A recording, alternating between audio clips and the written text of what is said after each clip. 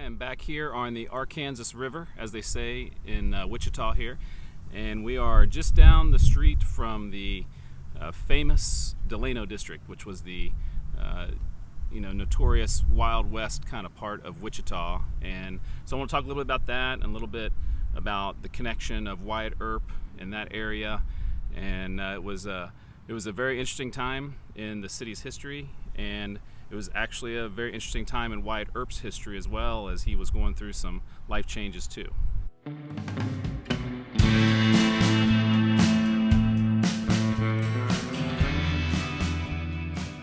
Delano is a thriving community today, but I'm going to focus on this video from kind of the 1860s and the 1870s, as that was really kind of the most historical time in that area. We started in 1861, where there was really nothing here, but in relation to what was getting ready to happen, the Civil War had started right in 1861, and Kansas had gone from the Kansas Territory to an official state. In 1862, the Homestead Act of 1862 was passed, and there were some people that bought some land in this area, and they named the community Elgin. And I don't know why it was named Elgin.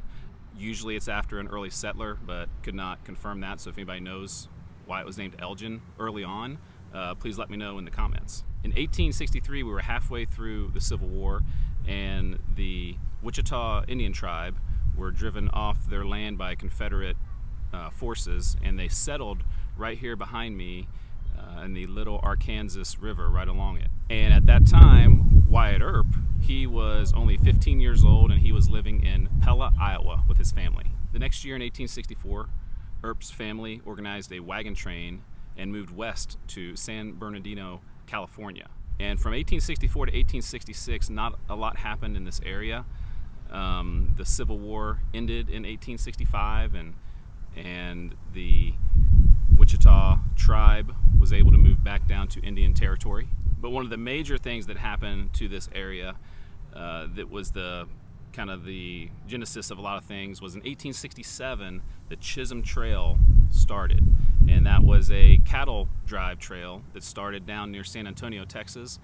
And at that point went all the way to Abilene, Kansas. And it went right through this area, which is Delano and Wichita. So Delano and Wichita, which is now all just Wichita, back then was two different communities that were trying to grow, and the Arkansas River here in the middle split the two kind of in half, and there was no bridge, and so you had to take a ferry across to get from one side to the other, and so they were certainly separate places. In 1868, James Meade started the Wichita Town Company, and that was an effort to build a city on the Wichita side of the river, and had some investors and other people build some buildings. They had a post office and a community center and a few things like that, and they were starting to get it settled as kind of like a trading post. Out in California, Wyatt Earp had gotten a job on the Union Pacific Railroad, and he was transporting supplies on the railroad for them. And at this time, he was 20 years old, and he started learning how to gamble, and he took up boxing and ended up being a boxing referee for a short period of time. The following year, in 1869, Earp moved to Lamar, Missouri, and his dad was a constable there for Lamar, and his dad quit that job to become justice of the peace, and then Wyatt took over that job as constable. 1870, some things started to happen in these areas. Wichita incorporated as a town in 1870 and started to slowly grow. Delano, which was still called Elgin at the time, decided not to incorporate. They were part of the Delano Township, and they just decided against that. And because of that, Wichita as a city had a police force, and Elgin had no police force. There wasn't a lot of need for that at that time because it was very small, but this would come into play, pretty soon after. Over in Lamar, Missouri, Wyatt was 22 years old. He was married to his first wife, and she was pregnant with their first child, and she died of typhoid fever while she was pregnant. And a lot of people think this was the beginning of a kind of downward spiral for Wyatt. 1871, Elgin was growing significantly because of the cattle drive, the Chisholm Trail through here. And because there was another Elgin, Kansas, they had to change their name to not be confused, so they decided to change it to Delano, and it was named after Columbus Delano, who was the Secretary of the Interior for the current President Ulysses S. Grant. Over in Missouri in 1871, Wyatt was getting in trouble with the law. He had multiple legal issues as the constable was accused of not handling certain fees that were supposed to be collected properly. He was accused of horse theft, and he was put in jail. And he escaped jail in Missouri and fled to Peoria, Illinois. 1872 was a big year for Wichita. That was when the railroad reached Wichita, and at that point it became the end of the Chisholm Trail. So the cattle drive would come here to Wichita, they would sell their cattle, they would put them on the train, and the cowboys that brought them up, they would get paid. And so that really created a need for a lot of businesses and places here in Wichita. In that year, in 1872, the bridge over the Arkansas River was built that connected Wichita proper with Delano. And Douglas Street is the main street now that runs through both. Delano at the time was called Columbus Avenue, and so it connected those two main roads and really made it the ability to go back and forth much easier. And so now on the Wichita side, they had law enforcement, police officers. In Delano, they had none of that. So the cattle drive, whether they were on the Wichita side or Delano, they started heading those cowboys that were kind of feeling rowdy and they had money in their pockets. They started heading over to Delano, where there were brothels and there were saloons and there was no law really over there. And there were some of that. There was some of that in the Wichita side too, but Delano got the reputation certainly for these cowboys to head over there and kind of do what they want. The Wichita side passed a ordinance. It's kind of a funny ordinance at that time, that you couldn't bathe nude in the river. These cowboys would be dusty and dirty. They probably hadn't bathed in a long time, and so they had to pass an ordinance to not bathe nude in the river. I guess you could do it at nighttime, but not during the day. So in response to that, in Delano, they started what was called the running of the doves. And what that was is the men would take the women that worked in the brothels and the saloons, and they would take them on a wagon down here to the river, probably right near where I'm sitting, and the women would race back to the saloons. But the only catch was that they had to take all their clothes off first. So they would run back, and the men would bet on who would win the race. And it became a legend called the Running of the Doves. Over in Peoria, Illinois, Wyatt was hunting buffalo and running afoul of the law quite a bit. He was starting to hang out with people who were gamblers and prostitutes and people like that, and his family was involved in some of those things. And so he was definitely not the law enforcement officer that you think of today when you've seen some of those movies about him. 1873, the area really is booming.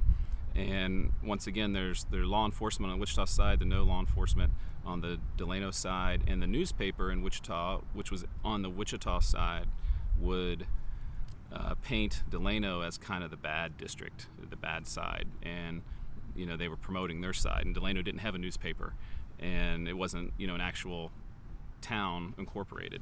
So they got this image, even though things were happening in Wichita as well.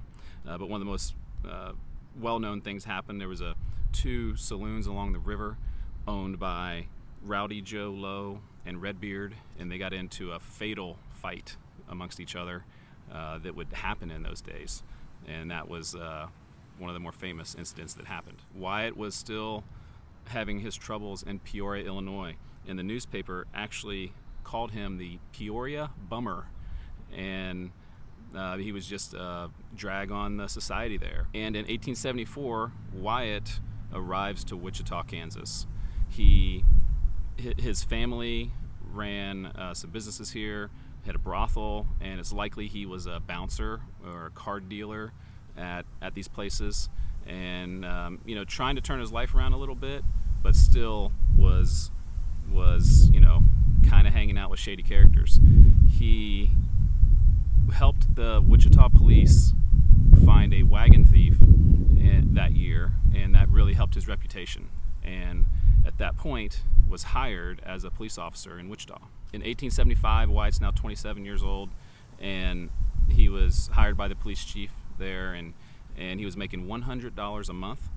There was a newspaper story that talked about him finding a man who was, you know, drunk and passed out, and he took him to jail, and the man had $500 on him when he was found, and when he was done paying his fine, he still had most of that money, and so Wyatt, as an honest man, was portrayed in the newspaper here, and that he didn't take that money that could have probably easily have taken at that time. 1876 was the last year that Wyatt was here. He was becoming more significant in the police department, whether he was helping in the Wichita side, or he, you know, sometimes would come over to help something, you know, clean up in Delano, and but got into a skirmish with an opponent of the police chief that was battling for that spot, and he actually knocked out that guy and got fined. After that, the city council voted to not have him rehired as a police officer in Wichita. His brother at that time opened up a brothel in Dodge City, and that's when, you know, Wyatt thought maybe his time in Wichita was done, and so he moved to Dodge City at that time. But he had really turned his life around. You know, he had gone from a guy who was called the Peoria Bummer to a guy in Wichita who the newspaper was talking positively about as a premier law enforcement officer. So this was really the turning point in his life to some of the stuff you might read about in the future. There's a episode that you can find on YouTube. I'll link the description. There was a series about Wyatt Earp, and they had one of the shows that was about his time in Wichita. It's obviously fictionalized version of things, but he was portrayed in a positive light in this episode. So over in Delano in 1876, 1877, 1878, the post office closed.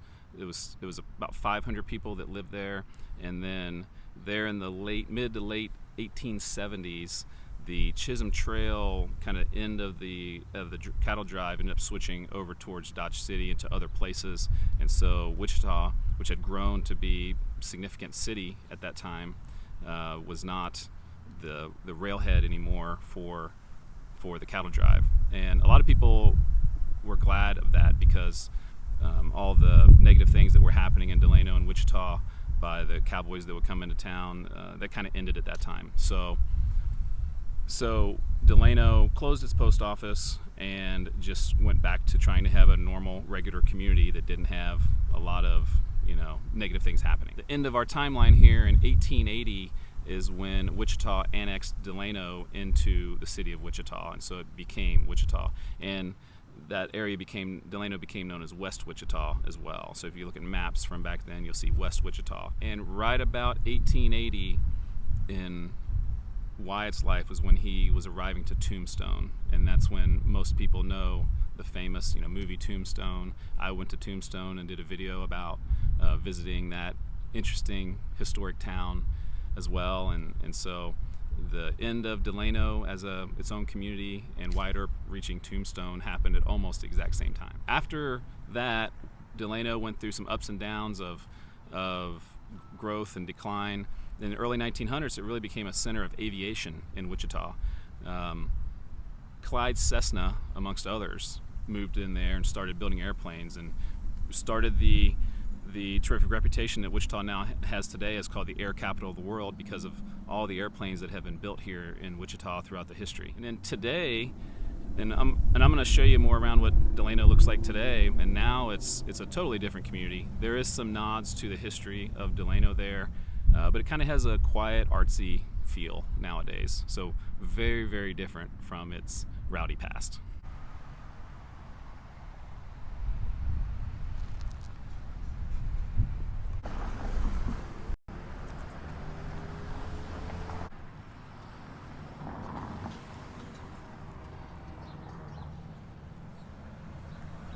The clock tower has obviously 4 sides there and represents 4 different parts of the history here of Delano.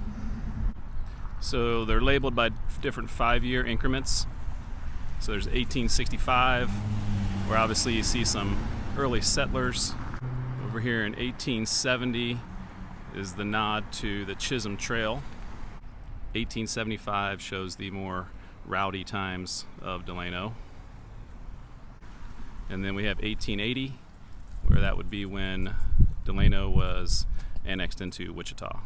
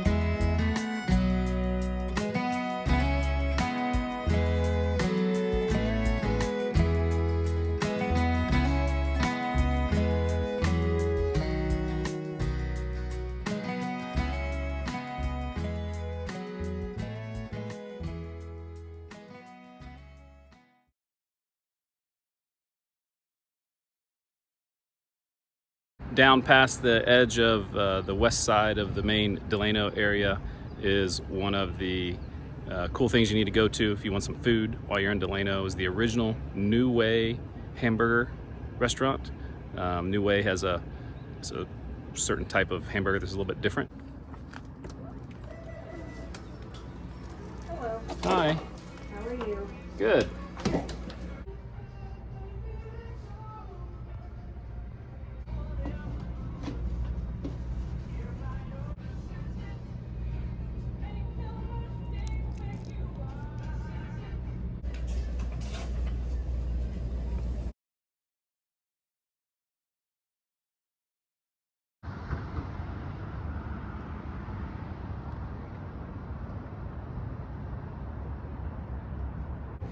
It's a beautiful night in Wichita. We are walking across the river with the Wichita proper behind us and heading over to Delano. I have found 4 establishments that might have some, you know, a little bit of the old Wild West left in them.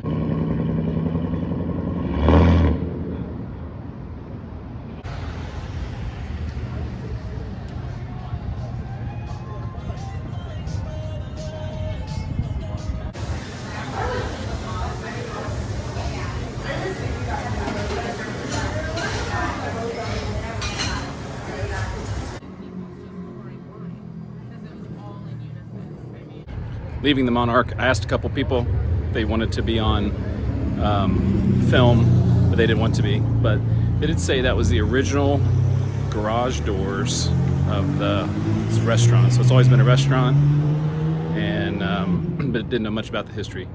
Seemed like a pretty cool place, but pretty kind of normal restaurant bar type place.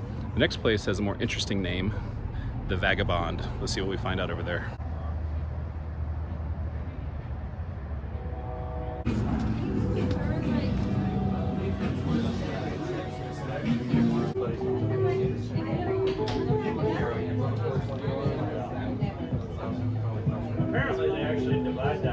Not having much luck getting people to talk on camera. People are interested in the stories, but not talking on camera. It's pretty low key around here. Definitely not the Wild West as it used to be, but still really, really cool. The first 2 bars have been kind of a chill vibe, so we'll see if anything changes. 2 more bars to go. So far, no one has joined my posse.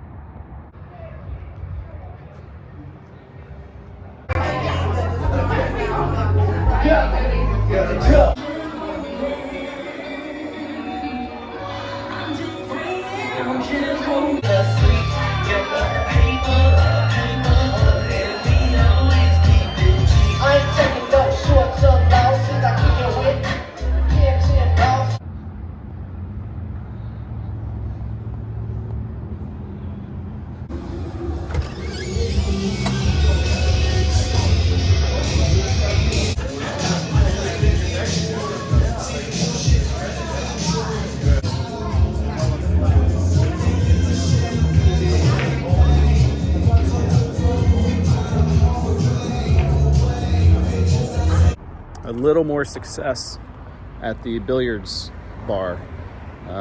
Nobody was on camera, but I did ask the bartender slash waitress, and she said she would participate in the running of the doves and would join my posse.